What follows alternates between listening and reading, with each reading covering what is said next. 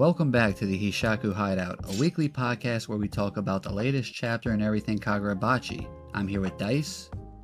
Yo, yo. And today we're getting into the chapter. Dice, what'd you think of chapter 73? Dude, I thought this was a really solid chapter coming back from break, honestly. I love that we're still getting more like Yori development with the flashbacks. I love how this chapter starts off. I mean, this isn't really the chapter, but let's talk about the art for a minute. That artwork of Seiichi Samura over his daughter Yori. Hokozono just keeps cooking with the art, man. And so in regards to like the beginning of the chapter itself, I really like it. It is a bit of a so I was gonna say it's a bit of a slow chapter, but I do think what it really does for me is kind of build up tension. I don't know if you feel the same. Bringing up the tension's a good place to start. We needed an emotional payoff like from this flashback, and not only did we get that with this, but of course with like the reveal of last chapter, the Shikoku stuff with the Master Swordsman. So it really plays together. I think it really ties a nice bow onto this. And about the chapter cover, one thing I did want to talk about is it seems like he's, maybe I'm just looking too much into this. Like but it's like he's like, obviously it's like he's shielding her, from the truth of the past, like symbolized by his like enchanted blade power. And it's like, he's shielding her from the back of like from the past stuff, but he kind of left her front exposed. Maybe I'm high, and that probably is the case. Maybe. Definitely think there's symbolism there in how he's like casted over her. Like you said, not just kind of like shielding her, but also kind of like looming over her. And considering the context of like her having her memories erased, I just think it's a really, really solid chapter page or chapter cover coming from break. And I just wanted to point that out. But yeah, man, to me, the whole chapter just like it's slowly building up tension. It kind of follows on like a similar through line from the previous chapter in terms of painting the picture in depth of what we kind of have already been theorizing. So in this chapter, we kind of like see how Yori was dealing with the kind of critique on Samura, which is something that we had seen before with like the graffiti and stuff. And now seeing this from like the perspective of Yori, I think is really, really solid. And as somebody who like, I think I say this every week, but like at first I was pretty indifferent about her character, like nothing against her, but just, it like I wasn't really feeling much. I think by now she's really starting to become at least like among that higher tier of favorite characters for me. Okay. Writing like this just kind of like resonates with me. Like as I got a little girl, right? And yeah, I'm very empathetic. Like daughter stuff always hits me. So seeing how the little girl, and I do think this is true for like kids in real life, that they're stronger than we think they are, but they're also like very fragile. Seeing what Yuri like went through at school, and just putting on this 6-month like front because she doesn't want to lose her father, right? Like I've seen takes on both sides about Samura, like people who just don't really gel with him as a dad, and but for the most part people have been feel sorry for the guy. It's just hard to see like a little girl go through that, because it happens in the real world. It's just a bullying to like no fault of the child. They're just getting bullied, but she's willing to take that just to be with him. But we'll get to that part later in the chapter, the very dark tone of the chapter. I can't imagine not being able to like even open my daughter's door to like give her a kiss goodnight or whatever, because I'm he's worried about like thinking of what could possibly happen, and that dark tone, that those panels are just like looming in my mind. Honestly, it's kind of like it shocked me it went there. Oh yeah, same. I was definitely surprised by that specific panel that you're talking about towards the end there. For sure. And I think that's, the way this whole chapter kind of leads up to that, to me is just, once again, it just builds up tension in like a perfect way. I think we can pretty much kind of speed run through this chapter, right? So it doesn't like take too long to find out that Yura starts spreading what happened during the Seitei War. I do want to get into that a little bit because we know, and I'm just excuse me, I'm looking here through the chapter. We know that he forged like the signed treaty, like an image of the signed treaty. Yeah, exactly. He forged a copy of the treaty, Exactly. that basically is not a real thing. And he says, but it kind of like, I had a bad take, like, and I knew this was a bad take, but okay. I'm not saying like the events we found out about last chapter didn't happen, because Samura himself is the one who gave us that information. He was there, unless he was brainwashed into thinking that. But let me know. Don't let me get started. No, no, but just like it had me thinking that it was like, man, he's not using any circumstantial like actual evidence, but from what we know from Samura, like, it's true. How'd you feel on that whole like talk? And we also know he also started spreading that stuff, those pamphlets, when he went to go visit him. That dude Yura is a dirtbag. Yeah, no, for sure. I think, and maybe this is just my lack of media literacy, but I think I'm a bit torn here. Like you said, like the idea of him forging images of the signed treaty. I'm a bit torn in regards what exactly that means, because like you said, what we learned last chapter, it's been told to us as kind of like the quote unquote truth, right? Now you and me believe, among other people, that there's obviously more to that, right? But that's just speculation. What we do know for a fact is that kind of like a society for the most part has been brainwashed, and there is a hidden truth that has now become exposed. So why would Yura need to forge the signed treaty? And maybe I'm just looking too much into that, or there's just something that I'm not really getting, but to me, it tells me, like, I guess my immediate thought was like, oh, well, he just doesn't have access, or he never had access to the actual treaty. And so he actually had to forge what he knows went down and maybe do a little bit of tweaking here and there to kind of fit his agenda. Like I said, maybe I'm missing something, but I did want to bring that up because it kind of lends itself for him, like I said, being able to push his agenda further and maybe even also kind of paint his version of the truth. So I don't know. I'm not sure if this is like something worth really looking into, or if this is maybe something lost in translation, or I don't know. You know what I'm saying? So, but I thought it was worthy, to point out. I think that's all fair points, because I started to lend myself to it, and I was thinking the possibility of what you're saying is right. Maybe the overall message of what he is saying, is true, because we also heard from Samura, but he's finessing a bit the details of it all. Just maybe he doesn't give a shit about Shikoku. He's just using that to get to the Magatsumi. His own selfish goal that he just happens to be able to finesse a bit. Yeah, no, for sure. And like, to me, what also kind of stands out, and we kind of speculated about this in our last episode, was whether the other swordsmen got their hands dirty as well. We know they were part of the war, but did they really like commit atrocities, right? Because like we discussed on our on last episode, Samura killed Yuraha for a reason. It's not like, oh well, you were part of the gang, you're going down as well. Like, I'm led to believe that everybody's got blood on their hands, but once again here, there's nothing to kind of point us in that direction when the kind of the crimes of the Seitei War are brought up in this chapter. It's once again singling out what the master swordsman did.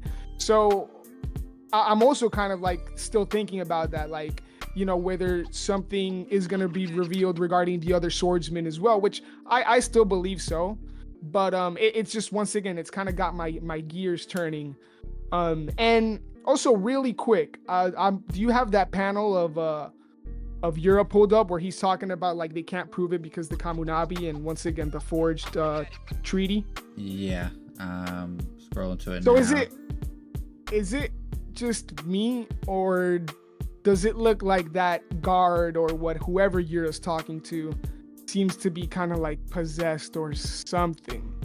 Might just be kind of like the shadowing. I think that's the hatch. I think that's the tree guy. I think his eye is just. It could just be it could just be like a print thing, or not a print, because I mean it's digital, but it could just be something with a scan. Oh, that's the guy with the hat. Okay. Yeah, I'm guessing. That's just a guess, because he does wear that coat, that that like overcoat. And look, let's be real. You can't like if you're in a group, like your clique, only one person in the clique can wear a fedora.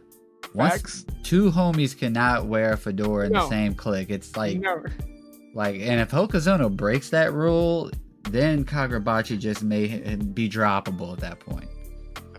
Let me not. Fashion faux pas. No. But I love it. One thing I'll say, we're skipping through it a bit, but I mean, reality. Yeah, we're all over the place. Yeah, reality. It's Yori. It starts with the panel of the trash, right? It gave me a sense of dread when we first seen the panel.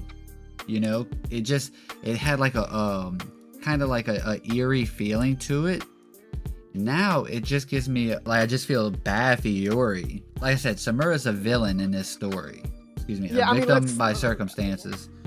Yeah, let's call it, not to get technical, but I think let's say antagonist, really, because I don't think he's a bad guy. Yeah, true. It's a poor phrasing on my part. Now this is the 4th chapter. There's only 3 chapters left for Samura to die, according to my theory. And I don't know what I want. If that does come to fruition, I don't know what I want that to mean for Yori.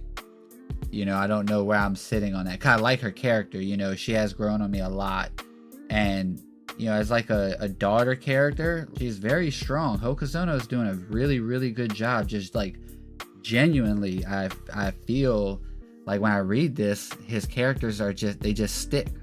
Yeah, man. Yeah, I have to 100% agree with that, because like even with Seiichi, like even with like Big Samura, like I always I loved what he like brought to the story, but like as a character, I was also mainly indifferent about him.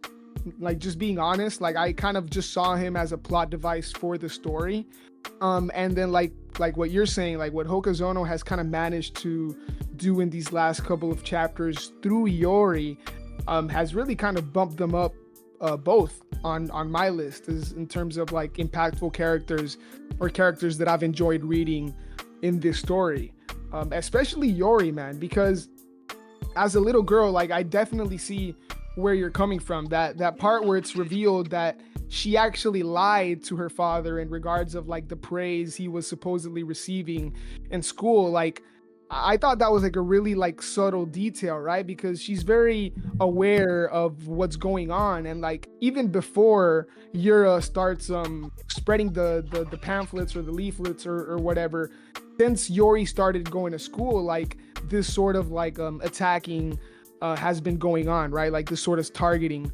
And so it's just overall like really interesting how it's all, like I said earlier in this episode, like really painted in detail. This is similar to like last chapter. This isn't anything new, really. Like we've been talking about this for weeks, like this is all stuff that has been for the most part speculation. We're just seeing it confirmed in color, right? Or well, not color, but you get what I'm saying. But we're just getting like the whole picture painted is what I see, and it really does hit, man. It really does hit for me. You bring up you were indifferent to Samura, and I thought he was a good character, but I didn't see the hype. I didn't think it was as crazy. Yeah. Like I was expecting for there to be some like shady shit, and it didn't really surprise me. I mean, the moment was dope as hell, but and it's like seeing what like Hokuzono's plan is. Like it's nice to see him to be able to sway me on a character. It's like rare to think about it like that, but being able to like come to that realization now, I think is gonna make his like conclusion like really hit for me. You're like seeing like the writing on the wall, essentially. Hokuzono can just hit like he can bring up these developments, even if there may be some that I wasn't the big on. Me and you both have had some issues throughout this arc on, you know, minor things, or not minor things, or minor things about major scope. players, you know. Yes, for sure. You know, Yori's mom, Inori, right? She spoke blatantly about Samura to Yori when she was a little girl. Memories of like things that her mom has said in front of her about Samura. And you know, she's been pretty candid about him. But yeah, Inori's flashback, you know, your dad's a real jerk, but he's a hero who's protected this country and our loved ones. Mm-hmm. You know, like, that's mom always said that, and she respected you for that. Like, I hope he can, like, that resonates with him on his deathbed, because it's coming in 3 chapters. I love how you're just like holding on to that, because I've forgotten like multiple times. You just keep reminding me. I love it. Gotta keep track. Yeah, but no, dude, I'm 100% on board with you. Like, and that's really the bulk of what has made their dynamic just really hit for me as of late, because it's just a really compelling, like I said, you know, dynamic between father and daughter, where he sees that he cannot shield her from his own mistakes, right? Like mistakes that he still hasn't really come to terms with himself. Chapter 1 cover. Now, I mean, the chapter cover. Precisely. Yeah, I hadn't even thought of that. Really nice. So, like, you know, taking that into consideration, like, she, because she already lost her mom, like, is willing to like hold on to that and take that just to not lose her father, right? And so, can she understand like her father's decision, which is what you're saying, right? And to me, that's what makes, like I said, just the whole thing really compelling, and just kind of a tough read, in the sense of like it really pulls on the heartstrings, because you get both sides of the picture, right? As daughter or son or whatever, and as a, you know, as a father and parent figure. And so it's just, to me, like really nice, and Hokuzono manages to find wrinkles between like relationships, whether they be like family relationships, you know, friendships or whatever. And you know, each dynamic manages to be really unique. Like, I don't think we've seen, even when we look at like Chihiro and like his memories with his father, and like him trying to honor like his father's legacy and everything, like that's been completely different from how Yori's you know, dynamic with Samura has been tackled. And obviously, you know, completely different stories to tell between these characters, right? But I just love that Hokuzono is able to do that, you know. And so yeah, I've just really enjoyed this, and it's been kind of surprising, to be honest, because yeah, man, even towards the end of the chapter, we see both Yori and Samura like just sobbing, and it just, like I said, you know, it just really shows you how what is happening has like really impacted them, and like the weight of the whole situation, and like how it's created, I don't want to say like a rift, because there isn't really much of a rift between them, but how we can kind of see them both just burdened, and like I said, weighed down of like the whole situation, and like Yori's trying to deal with it, trying to like hide things from her dad, and then like I said earlier, like Samura just doesn't want these things to affect her. And that's when we get, you know, like the panel we talked about earlier was like just completely caught me by surprise, man. It's just really I'm really speechless, because I was not expecting that. And I just love how shonen can really just go there when they want to.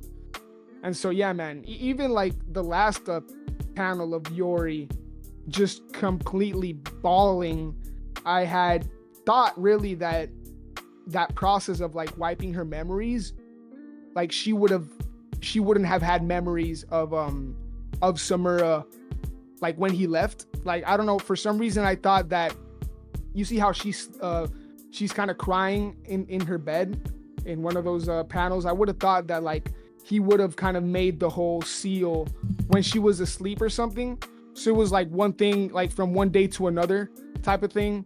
The fact that she had to witness kind of like Samura leave is just once again just another nice wrinkle to the whole thing. Yeah, you bring up a good point, because I didn't really think about you know, the timing of the, you know, memory wipe event. You know, like we know the Masumi got with Samura when he entered the temple, and they spent 3 years together. And they only, you know, they mentioned that the only time they've ever used him as ninja was to wipe her memories. So she was already living with her aunt, you know, the sister, Inori's sister. And remember, Inori's sister does work for the Kamunabi, or, you know. Yeah, so this confirms that the woman that she was calling mom when she was introduced into the story is her aunt. Yeah, her actual, yeah. A tough situation, no matter, you know, on both sides. Of course, like Yori being a child, you just feel bad for her not having the parent there, but she was giving some semblance of a normal life with a mom. So even the people that have had like issues with Samura's character or the decisions he's made, I think like it should always be remembered he was always going to be Saichi Samura, but he was Saichi Samura before Yori. You know, he is Saichi Samura after Yori. You know, everything he's done in his life is still true. So this past rearing its ugly head would always be the case.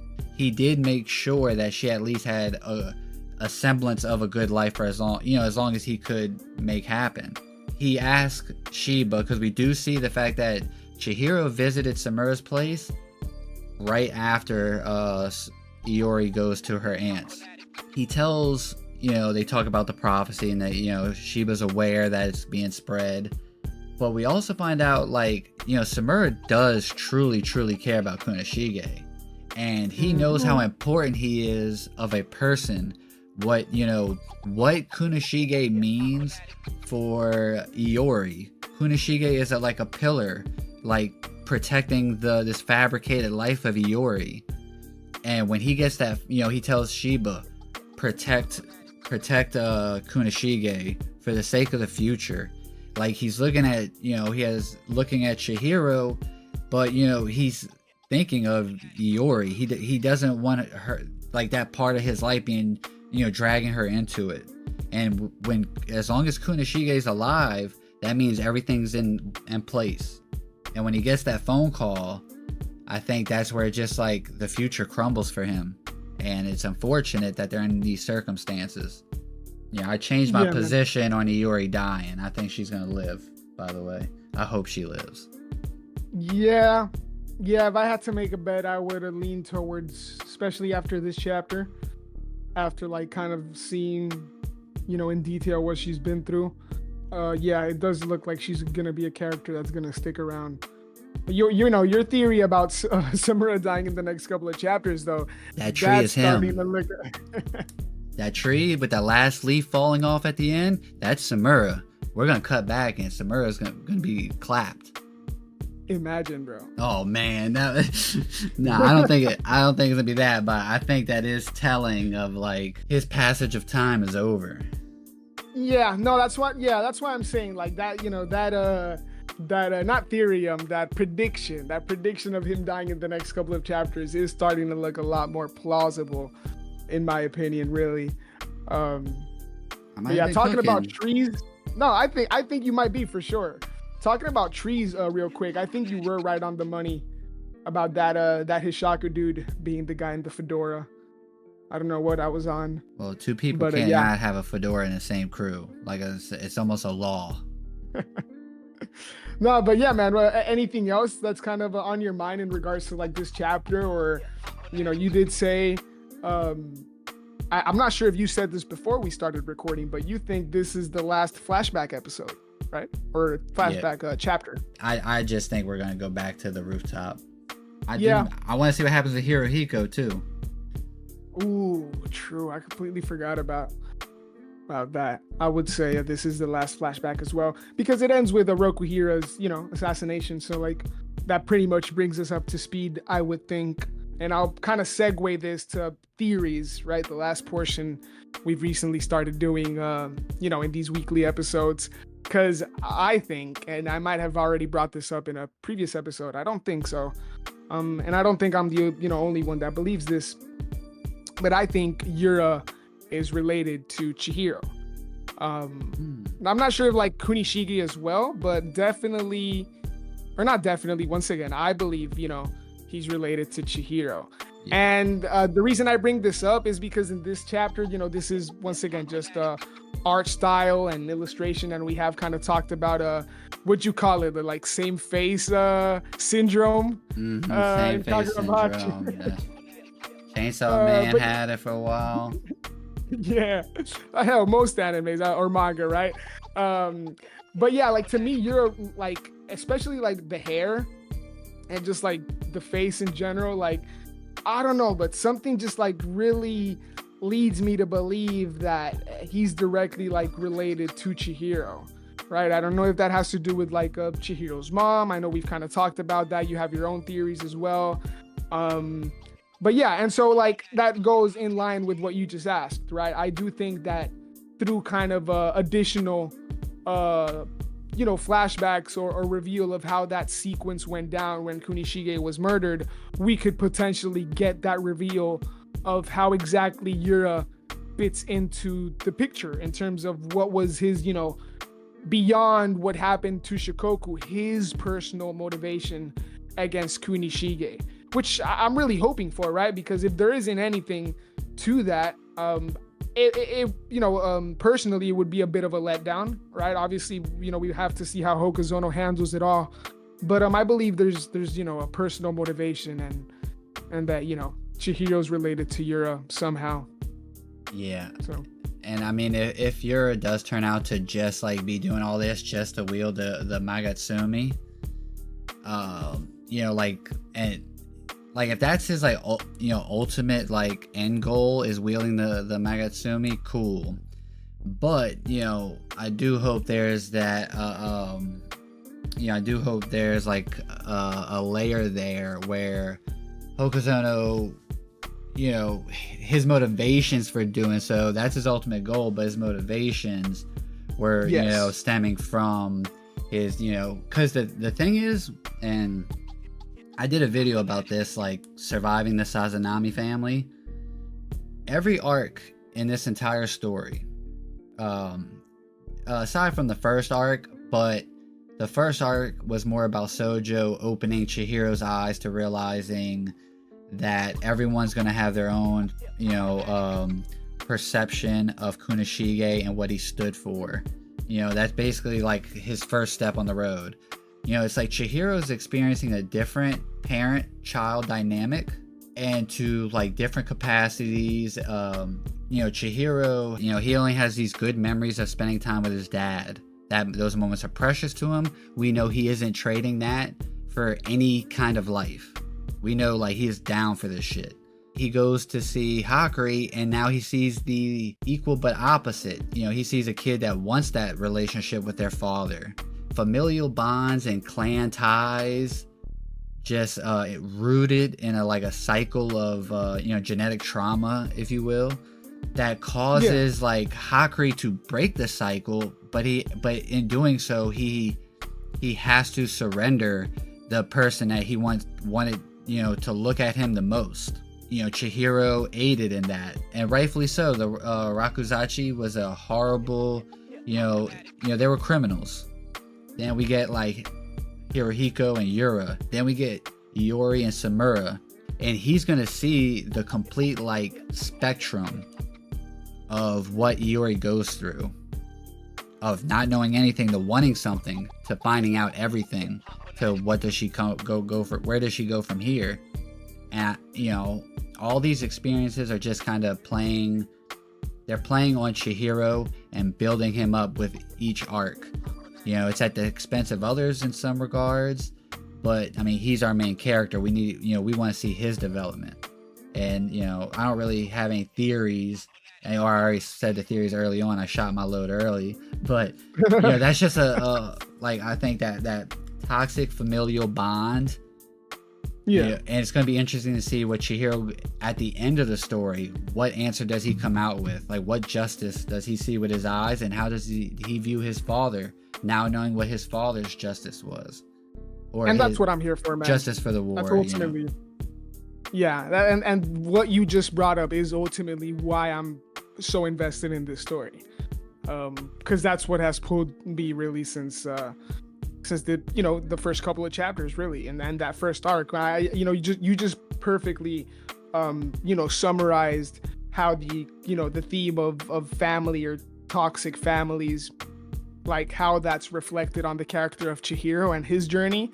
To me, that first arc was him reflecting on his own relationship with his father. Obviously it was like the introductory arc, so like I believe like through Sojo we were able to see like him looking back at like his own resolve, his own ideals stemming from his relationship and his desire to honor his father.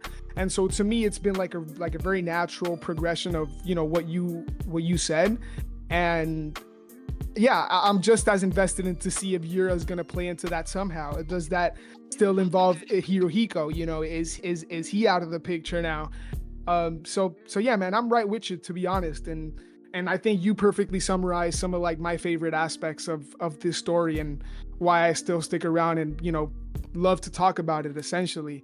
Yeah. And same here. I don't have really other theories. I just wanted to bring up that, Yura theory, but that's pretty much all from me today, man. I think this is a good comeback chapter, but I do think this arc is, getting into like its latter portion. Yeah, that hotel's got to come down. Yeah, but we'll see whether I'm accurate or right in that. And we'll see regarding your Samura prediction as well. Yeah, that's right. 3 chapters. Count your blessings, blind man.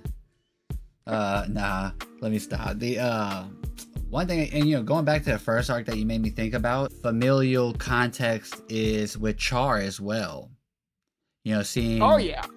He's also like taking her in, and we see him like he's good with people, even though he was secluded, and he didn't have much interaction. He takes people at face value. He honors their challenges because he knows that there's a reason why they're like putting their life on the line, this, that, or the other. That's it. My last closing thought is Yori's teacher, he gotta die. Mm-hmm. He got it. Fuck that dude. Oh yeah. If the malediction does come back, and at this point, I hope it happens at his house. Fuck that guy. Yeah, we got to see that dude's head off. Yeah, for sure. I see. Just last thing I'll say regarding what you brought up. Like you said, every kind of side character in terms of people that have been tagging along with Chihiro, since Char, Hakuri, and now Yori. It is, and this is kind of like obviously the big shonen part of it all, but it's clearly them coming together as like their own family. They all have holes in their past, and like you said, like traumatic backstories with their own kind of like family. So it's clearly them kind of coming together, found family. Exactly. I said it in one of these episodes that Chihiro's going to open his own orphanage. That'll do it for me though. Yeah, man, same here. This was fun to talk about. This chapter man, was good chapter. A good one. All right, y'all be cool, like and subscribe, comment your thoughts on the chapter and all, everything Kagurabachi. Dice. Oh, that'd be all from me. Much love and peace. All right, peace.